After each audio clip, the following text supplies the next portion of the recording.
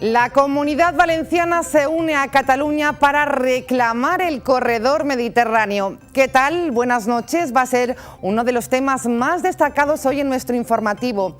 Importante acto celebrado hoy en Tarragona con la presencia de 300 empresarios, muchos de ellos valencianos. También desde Canal 7 pendientes de ese incendio ocurrido en el polígono Fuente del Jarro. De hecho, esta casa, una de las empresas afectadas. Hoy hemos podido volver a la normalidad, todo ello por un incendio que todavía no ha sido extinguido. Se lo contamos con el presidente de Asibalco, Joaquín Ballester, hoy en SET al Día. Comenzamos.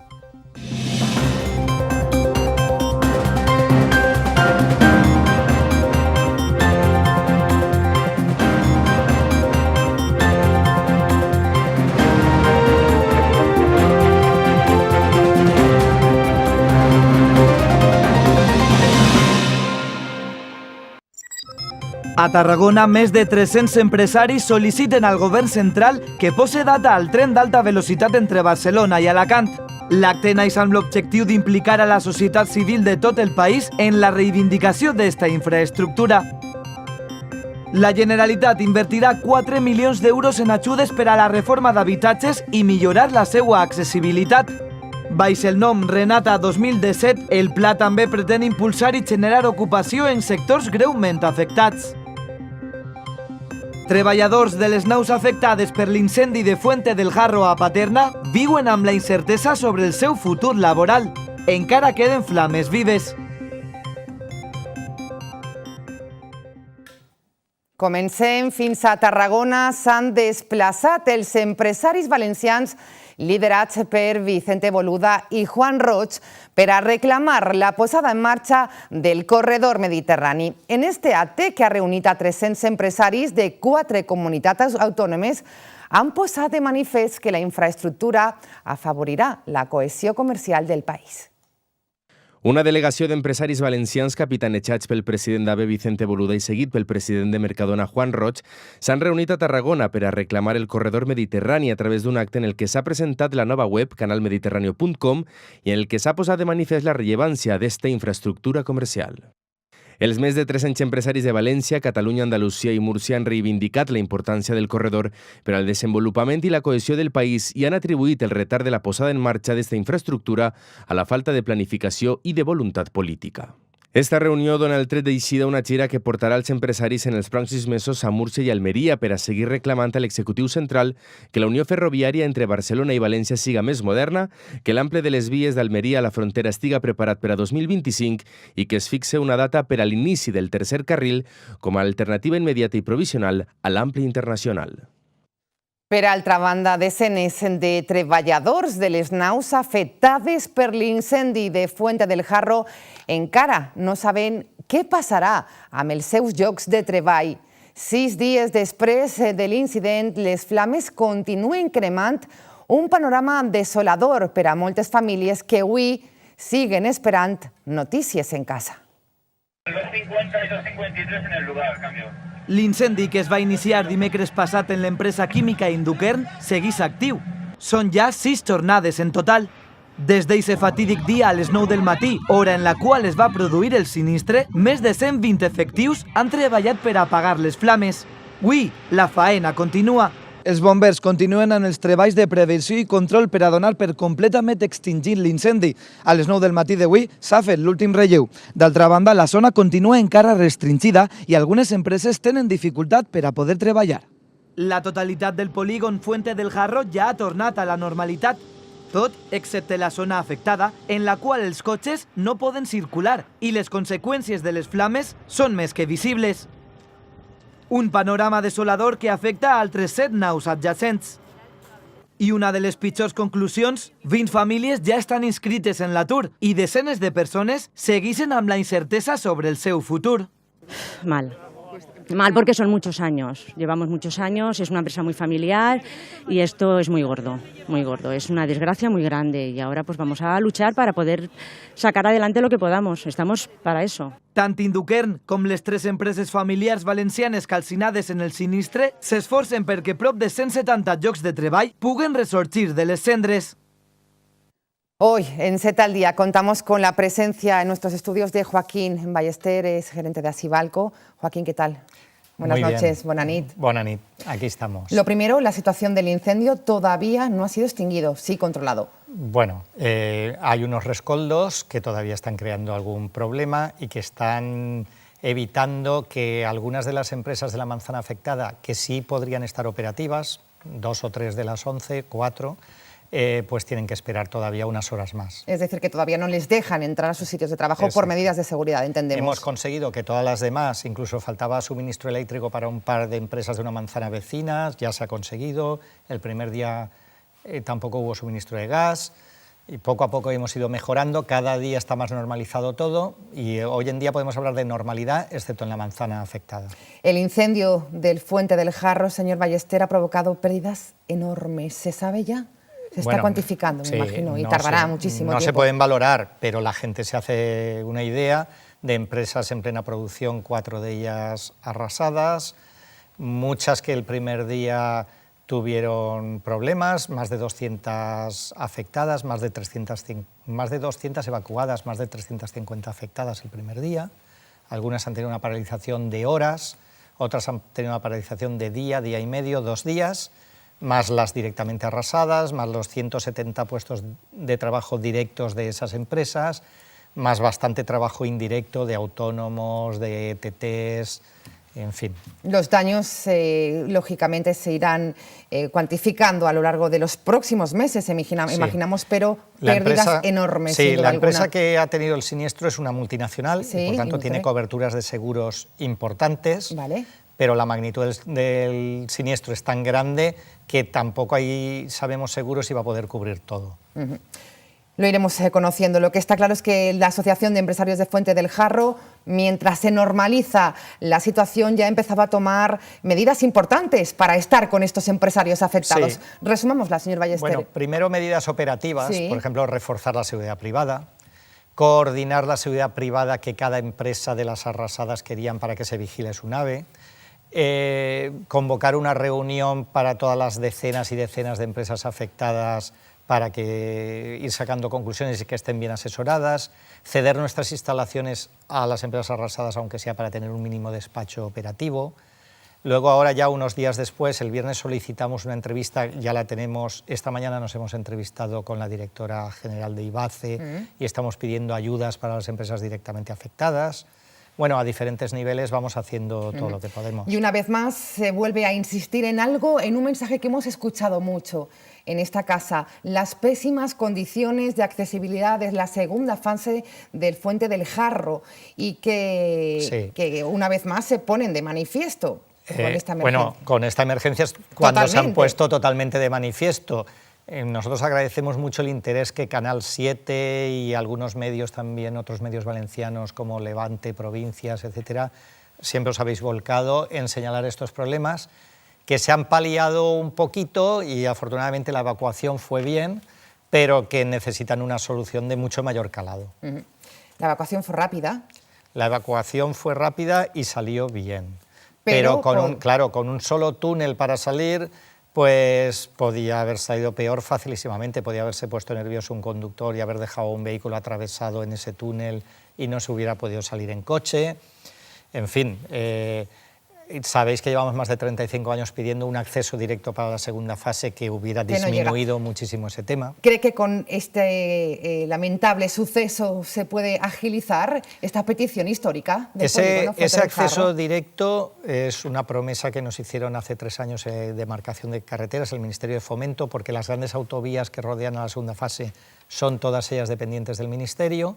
Sabemos que ha tenido presupuestos muy pequeños para poder invertir en los últimos años, pero los temas que son tan claros y rotundos debería volcarse toda la sociedad civil y todos los medios de comunicación para rematarlo de una vez por todas, porque los valencianos llevamos mala racha y no solo con el corredor mediterráneo. Usted también hacía referencia a esa reunión con Julia Company para reclamar la implantación de planes de emergencia en los polígonos de la Comunidad Valenciana.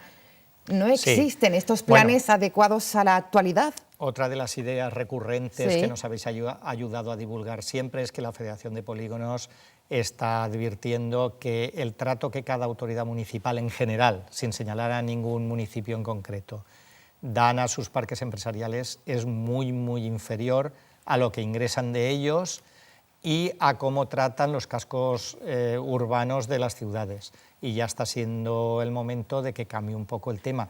Y en concreto, con lo que no se puede jugar es con las medidas de seguridad y con la movilidad. Entonces, mejores accesos, mejores instalaciones antiincendios, todo este tipo de cosas deberían de ser absolutamente prioritarias. Prioritarias, porque realmente viendo las imágenes del incendio, Joaquín Ballester, fue un milagro que no pasara nada, que no hubieran víctimas. Sí, sí. Hubieron heridos, pero afortunadamente tenemos parques empresariales con bocas de incendio como mucho, a lo mejor cada 200 metros, pero luego cada 200 metros una empresa crítica. Si le pilla a 170 metros, pongamos por caso, de la boca de incendios, la presión de agua con la que se va a extinguir ese incendio va a tener dificultades añadidas. Todo eso no se puede permitir en el siglo XXI. Me imagino que ha visto estas imágenes muchísimas veces, señor Ballester, lo que podía haber ocurrido. Yo, entre otras cosas, ahí lo veo lo más cercano a un bombardeo aéreo. Ha sido una cosa terrible, una cosa donde hemos corrido mucho peligro. Vosotros, por ejemplo, sois una empresa muy cercana al riesgo. Y yo sé que, por ejemplo, nuestros vigilantes de seguridad se jugaron la vida porque fueron los primeros en llegar y en sacar a gente. Y luego los verdaderos profesionales llegaron muy pronto porque tenemos el privilegio de tener parque de bomberos aquí mismo, Policía Local se volcó, Policía Nacional se volcó y entre todos sacamos adelante el tema. Fue una coordinación rápida. Sí, fue una reacción buena y correcta. Lo que pasa es que, repito, si hubiera mejores medios antiincendios y tal, pues todavía llegaríamos antes a los sitios, paliaríamos. Hay que invertir mucho en prevención y nos ahorraremos muchísimos disgustos. Ese es el mensaje que se va a reiterar en estos días en las reuniones que desde Asibalco se van a mantener. Sí, aparte del otro que te digo, que a Julià Company le hemos pedido que la Generalitat destine ayudas directas a las empresas afectadas, porque es un crimen. Algunas de ellas estaban a pleno rendimiento, están incumpliendo compromisos con clientes y hemos pedido o ayuda directa o créditos a bajo interés o a interés cero, o avales al menos para que entidades bancarias les concedan créditos y reemprendan la actividad inmediatamente. Hay al menos 170, 190 puestos de trabajo directos en juego en estos momentos. Y muchísimos indirectos, y la supervivencia de 4 o 5 grandes empresas que estaban funcionando muy bien. ¿La respuesta a estas ayudas se sabrá pronto? Eso esperamos. Nosotros hemos lanzado el reto a la Generalitat y hemos pedido la ayuda de la Federación de Polígonos, de FEPEVAL, la ayuda de la Confederación Empresarial Valenciana. Yo espero que todo el mundo se vuelque. Vamos a estar muy pendientes, Joaquín Ballester, de toda esa información, porque queremos también, como empresa afectada que hemos sido, contar a los ciudadanos lo que sigue pasando en este incendio todavía no extinguido. Todavía empresas que trabajadores no pueden entrar a trabajar en su sitio. Efectivamente. Y que iremos contando a lo largo de los próximos días. Gracias por la coordinación que han realizado estos días desde Asibalco, que ha sido fundamental para todas las empresas que aquí vivimos. Gracias sobre todo a vosotros, que inmediatamente os habéis volcado en apoyar y que siempre nos habéis apoyado en las reivindicaciones que ahora se ve que eran bàsiques i de sentido común. Gràcies, estamos en contacte. Buenas noches, bona nit. Anem a més coses d'actualitat, molt pendents avui també de la Generalitat. Invertirà 4 milions d'euros en ajudes per a la reforma d'habitatges i millorar la seva accessibilitat. És el plan Renata. El president Ximo Puig ha assegurat que la voluntat del Consell és donar continuïtat al pla durant els pròxims anys. La Generalitat va invertir 4 milions d'euros en ajudes per a la reforma interior d'habitatges a través del Pla Renata. El principal objectiu d'aquesta operació és millorar les condicions i la qualitat de les cases per a que siguin accessibles i eficients energèticament. El president Ximo Puig ja ha anunciat que el pròxim any el Consell augmentarà la dotació de les ajudes per afavorir la consolidació d'aquest pla. És el principi. Jo vull que entenguen vostès que aquesta és una acció que té voluntat de permanència, en el sentit de que el Renata 1 va tindre que vindre acompanyat d'un Renata 2 i 3 com a una qüestió ja establerta de consolidació, per a que totes les persones puguen fer també els seus plans a mig termini. I l'any que ve, més a més, podrem augmentar i augmentarem segur la dotació econòmica per part de la Generalitat. A més, el Pla Renata també pretén impulsar l'economia del sector de la construcció, durament castigat durant la crisi, sense oblidar el compromís amb el medi ambient. Aquesta convocatòria Renata també és important perquè dinamitza i ajuda a recuperar la competitivitat d'uns sectors tan importants per a l'economia del nostre territori com és la ceràmica, el taulellet, el marbre, que ens situa al capdavant en exportació i producció en l'àmbit internacional. Avui peguem un passet més que esperem siga el de molts altres que ens ajuden a evolucionar cap a un model energètic més sostenible i que assegure el futur del nostre entorn i de les futures generacions. El pla contempla la reforma de banys, cuines i obres per a garantir l'accessibilitat, així com la renovació de calderes poc eficients o la instal·lació de finestres amb aïllament tèrmic reforçat. Més coses, els pacients dels hospitals universitaris de Torrevieja i Vinalopó han esperat 77 dies menys front als 115 dels usuaris de centres públics. Este fet demostra que la concessió privada és més barata i avantatjosa que el model públic. Els pacients dels hospitals universitaris de Torrevieja i Vinalopó han esperat una mitjana de 77 dies menys que els pacients de la resta d'hospitals públics de la Comunitat Valenciana per a sotmetre's a una intervenció quirúrgica, sent la cirurgia cardíaca i la toràcica les que tenien les llistes més ràpides amb demores inferiors a 30 dies. Este fet contrasta amb la resta de centres sanitaris públics que arrosseguen una mitjana de 115 dies d'espera. Aquestes xifres demostren que el model de concessió sanitària és més barat per a l'administració pública, amb un 21% segons un informe realitzat pel síndic de Comptes, i és més avantatjós per al ciutadà, ja que té menys llistes d'espera que els hospitals públics. Un dels motius pels quals els centres com els de Torrevieja o Vinalopó són tan avantatjosos per als usuaris és la introducció d'una cartera completa d'especialitats com a cirurgia cardíaca, toràcica vascular o medicina nuclear. L'amplitud d'horaris de dilluns a divendres en horari de matí i vesprada, així com dissabtes pel matí, també permeten una major descongestió de les llistes d'espera i la potenciació de cirurgia major ambulatòria o cirurgia sense ingrés, cosa que els posa al mateix nivell que la resta d'hospitals europeus de gestió moderna. Menús escolars compromesos amb un planeta més verd és la nova aposta de la Fundació José Navarro, que pretén millorar la salut dels més xicotets i reduir així la taxa d'obesitat infantil. A més, afavorirà el consum de productes ecològics de temporada i locals. Estem més obesos, menys sans i menys compromesos amb l'alimentació tradicional i pròxima. Així es defineix la població actual, que durant els últims 60 anys han anat reemplaçant les dietes mediterrànies per altres més modernes, però caracteritzades per una alta ingesta de sal, sucres i greixos refinats. Amb tal motiu, Fundació José Navarro aposta pel llançament d'una guia amb menús escolars ecològics. Uno de los objetivos fundamentales por los que trabaja la Fundación es la de crear una auténtica cultura alimentaria, ¿no?, que hemos querido llamar. Y nada mejor que empezar desde la base, desde la infancia, para crear esta cultura. Es pretén millorar la salut de la població en edat escolar, reduint la taxa d'obesitat infantil. Així mateix, la iniciativa busca crear una autèntica cultura alimentària, afavorint el consum de producte ecològic de temporada i local. El que pretén és visualitzar que hi ha un producte que és de qualitat, que està al costat de casa i que ben elaborat, i en els consells dels nutricionistes poden fer que la nostra salut millora de forma extensible. Fundació José Navarro millorarà així la qualitat ambiental de l'Horta de València per haver triat com a projecte pilot els menjadors escolars de València i municipis de la seva àrea metropolitana. Vamos con más temas de actualidad. Recibimos ahora en Z al Día la concejala de Cultura y Deportes del Ayuntamiento de Alzira. Está con nosotros Aida Ginestar. ¿Qué tal? Buenas noches. Hola, buenas noches. ¿Qué tal? Bienvenida. Muchas gracias. Hablamos en concreto de la piscina municipal de Alzira, porque ha sido noticia y lo ha sido por una manera de gestionar. Cuéntenos, porque unos 270.000 euros, tenemos bien la cifra, se han podido ahorrar con esta nueva manera de gestionar. Sí, básicamente. A ver, yo creo que hay que poner un poco en situación a los espectadores, ¿no? Yo creo que hay que explicarles cómo estaba gestionado anteriormente, ¿no? Perdona, que sí, me passa el valencià, me passa el valencià, que jo m'aclarís molt més en la meva llengua. Bé, jo crec que ells tenen que entendre que la piscina municipal estava gestionada per una societat mercantil que era una mercantil IDASA, es deia IDASA, i era una societat mercantil que gestionava i era totalment deficitària. En 2013 es va aprovar la llei de sostenibilitat i racionalització de les administracions públiques en 2013, per tant, totes les mercantils que foren deficitàries tenien que estar dissoltes i liquidades.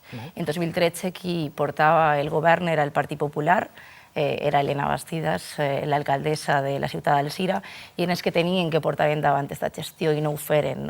Aleshores nosaltres, quan entràrem a governar, ens veiem en l'obligació de dissoldre i liquidar esta societat mercantil. Fue una de las acciones primeras que realiza en cuanto llega al Ayuntamiento de Alzira. Exacte, una de les primeres i sobretot el que tenien que pensar era quina era el camí que anem a triar. Si tancàvem la piscina perquè era totalment deficitària i no ho veiem viable perquè és un servici essencial per als ciutadans i més com una capital de comarca, si l'externalitzàvem totalment a una empresa privada i no estava dins del pacte de govern i evidentment decidirem apostar per la, jo crec que la opció més garantista, que era municipalitzar. Per què? Perquè d'alguna manera conserve més llocs de feina dels treballadors. Y dar un servicio a los ciudadanos. Exacto. También. Porque era la prioridad también de los vecinos y la querían, no querían este cierre. No. Se ha conseguido con esta manera nueva de gestionar, pero además con ingresos, que aquí está un poco la clave del éxito también. Sí, la clau de l'èxit són diverses coses. Només entrarem, evidentment, el repte era com gestionem millor la gestió que ja portaven endavant. Evidentment, tenien que captar més usuaris per augmentar els ingressos a través de campanyes de publicitat, a través de més activitats, a través de reduir matrícula i fer un millor màrqueting, i així hem aconseguit augmentar un 21% més els usuaris, així els ingressos. També hem augmentat un 25% més la natació escolar i hem reduït sobretot les despeses, que també era molt important reduir despeses, com hem intentat optimitzar els recursos humans i materials que teníem a l'Ajuntament per intentar també centralitzar el que eren les compres y aconseguir així reduir el Tras déficit. este éxito, ¿ha recibido alguna que otra llamada de algún otro municipio diciendo vamos a copiar este modelo de gestión? Pregunto, concejala. Sí que és la veritat que moltíssim... Ha levantado expectación, ¿no? Sí, també és veritat que va eixir en les províncies en portada i jo crec que la gent ho ha llegit i en seguida ha preguntat com has aconseguit això i com ens explicaries a nosaltres com arribar a fer-ho. Jo crec que nosaltres no hem inventat res, simplement hem fiscalitzat bé els gastos i hem decidit amb responsabilitat com gestionar els diners públics. No n'hi ha més secret que ells. Bueno, pero es importante. ¿Qué otras inversiones, concejala, se han podido llevar a cabo para mejorar las instalaciones? Porque también era prioridad absoluta esto. Sí, només entrarem, ens percatarem que n'hi havia una deixadesa absoluta d'alguns tipus d'instal·lacions. En aquest cas, per exemple, la piscina descoberta, que també entra dins de la gestió de la piscina coberta, no complia la normativa i ens van dir que teníem que tancar la piscina i, evidentment, intentàrem invertir 50.000 euros per adaptar-lo a la normativa i, sobretot, enguany hem invertit 25.000 euros en els filtros de la piscina municipal que feia quasi 20 anys que no es canviaven. I jo crec que això és d'una irresponsabilitat absoluta dels anteriors gestors de la pròpia piscina. I bé, hem fet manteniment ordinari, sobretot per al benestar dels usuaris. Pues una gestión destacada la ha llevado a cabo en la piscina municipal de Alzira, que hemos conocido en la voz de su concejala, pero hay otros objetivos del área de deportes. Muy brevemente, ¿cuáles serían para este 2017? Sí, els objectius els portem endavant des del primer dia que entrarem a governar, sobretot donar suport a les entitats esportives locals. Hem quasi triplicat les subvencions a les entitats esportives locals, que fan una gran llavor. Hem aconseguit també millorar les instal·lacions esportives a través del seu manteniment.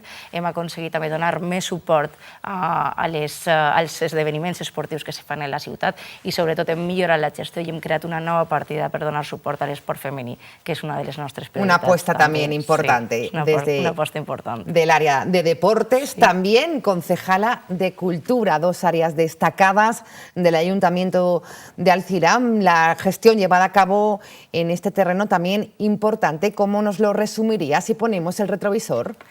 Bé, jo crec que feia falta un canvi cultural en la ciutat d'Alzira, un canvi que dinamitzara la cultura en el nostre poble i, sobretot, que fera cultura en la nostra llengua.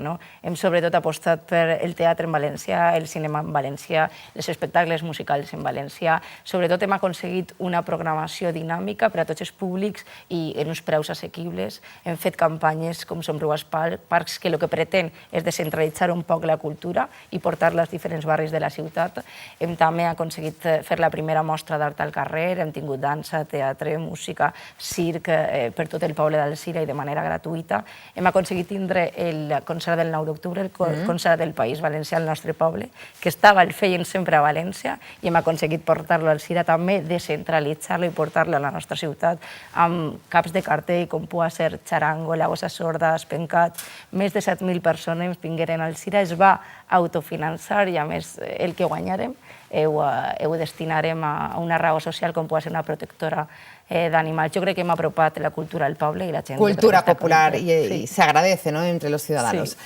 Gracias, concejala, por haber estado hoy con nosotros. Le invitaremos en próximos programas para seguir pulsando todo lo que está ocurriendo en ese municipio importante llamado Alzira. Gràcies, bones noches, bona nit. Anem a més coses, parlem ara de Cebisama, perquè arriba una nova edició a Fira València. La Fira Internacional de Ceràmica i Equipament de Bany torna a Fira del 20 al 24 de febrer. Enguany celebra la seva edició número 35 i els seus organitzadors afirmen que superaran els 80.000 visitants. Cebisama reunirà en els seus 110.000 metres a 600 firmes nacionals e internacionals. Cebisama afortunadamente sigue creciendo, lleva unos 3 años en un crecimiento moderado pero constante, y este año desde luego continuamos con esa tendencia. El mercado poquito a poco se va recuperando, el mercado nacional va asentando una leve recuperación y especialmente el mercado internacional, y desde luego en este año lo vamos a recoger. Tenemos más oferta y esperamos mucho más demanda de la que hemos tenido en las últimas ediciones. Més coses, el Departament de Salut de la Ribera ha presentat avui una exposició fotogràfica contra la violència de gènere. En ella s'ofereixen dades de casos de violència masclista detectats el passat any en les consultes sanitàries del grup hospitalari. Baix el lema Alça una mà contra la violència de gènere, el Departament de Salut de la Ribera ha presentat una exposició fotogràfica que lluita contra esta brutal xacra social. Composta per 12 fotografies i protagonitzada pels seus propis professionals, busca conscienciar tant a la societat com als propis treballadors sanitaris. En realidad es un trabajo de todo el personal sanitario, debe estar implicado dentro de un programa de lo que se denomina prevención de violencia de género, y en la Comunidad Valenciana está muy instaurado, y lo que queremos es que no celebrar un mes de cribado como se llama el mes de febrero, sino que lo tengamos instaurado en nuestra mente y que sea nuestro trabajo diario de todos los días. En este sentit, durant la presentació de l'exposició s'han oferit dades dels casos de violència de gènere detectats en la comarca en 2016. I és que el Departament de Salut de Ribera Salut realitza un diagnòstic exhaustiu en les seues consultes. Sobretot és una prevenció. Tu ja d'entrar preguntes, si t'eix que no, cada 3 anys tornes a fer la pregunta. Si n'hi ha un dubte de que pot haver o no, ja com tu en la història clínica de l'usuari tu poses que n'hi ha un dubte, cada X temps vas preguntant si pot haver maltracte. Una campanya més que forma part de les accions que els professionals de la Ribera duen a terme per a fer front a aquest tipus de violència. També molt pendents de Requena. Ha tancat la seva mostra de l'embotit millorant les expectatives. La 24 edició ha comptat amb un augment de visitants i de tíquets venuts respecte a l'any anterior. En concret, prop de 5.000 persones s'han acostat al municipi. Requena s'ha convertit en l'epicentre de l'embotit, producte que ha estat acompanyant per vins i caves. A més, durant la mostra s'han pogut assaborir altres productes, com a concret típic requenense o plats tradicionals. L'Ajuntament de Requena ha mostrat la seva satisfacció per esta edició.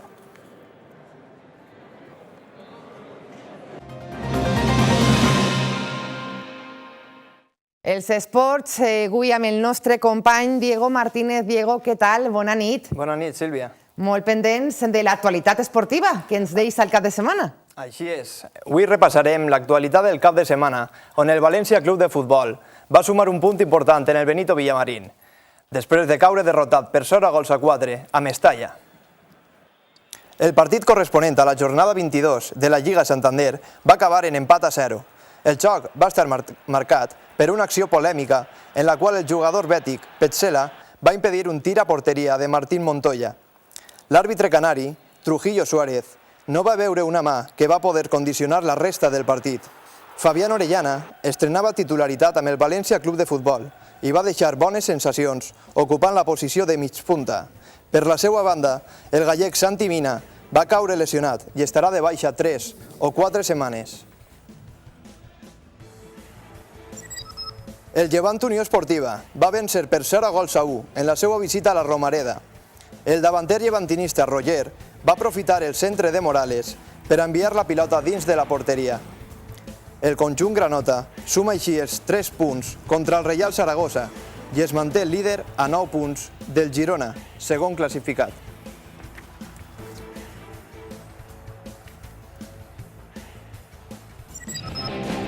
El València Bàsquet va ser clar dominador d'un partit on la rotació de la banqueta va tornar a ser fonamental.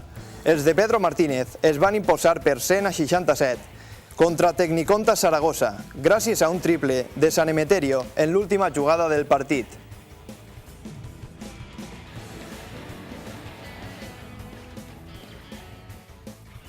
La campiona mundial d'escacs ha estat a Paterna, on ha jugat diverses partides simultànies a cegues. La jugadora d'escacs ucraïnesa Mariya Musichuk, campiona del món en 2015, ha participat avui en unes partides d'exhibició a cegues a Paterna. Musichuk, que ha fitxat pel Club Laboratori SIS de Paterna per a participar en el Campionat d'Espanya, ha assegurat que en els 3 dies que porta en la seva nova destinació li han tractat molt bé i ha estat molt a gust. El regidor José Manuel Mora no va voler perdre's la cita. Últimamente Paterna estamos apostando por ciertos eventos a nivel internacional. Evidentemente, la exhibición que tenemos hoy aquí con una campeona mundial es todo un privilegio para el municipio de Paterna. A més de la jugadora ucraïnesa, la jornada també comptava amb altres celebritats del món dels escacs. Y luego también hay el maestro internacional Enrique Llobey y la maestra internacional Marta García. Harán unas simultáneas a los niños de la escuela del Club de Ajedrez Laboratorio SIS Paterna. L'esdeveniment va tenir una gran acollida per part del públic assistent, els quals van poder disfrutar d'una jornada d'escacs amb els 3 millors jugadors del món. Ha sigut tot aquest cap de setmana, Sílvia. Gràcies, Diego Martínez. Demà més. Bona nit. Gràcies, bona nit. Anem ara al Palau de la Música de la ciutat de València. Va començar dissabte parlant de la gira per Espanya de l'aclamat tenor peruà Juan Diego, acompanyat per Vicenzo Escalera al piano. La primera peça va ser de Rossini. El tenor ja ha esgotat les entrades en totes les localitats.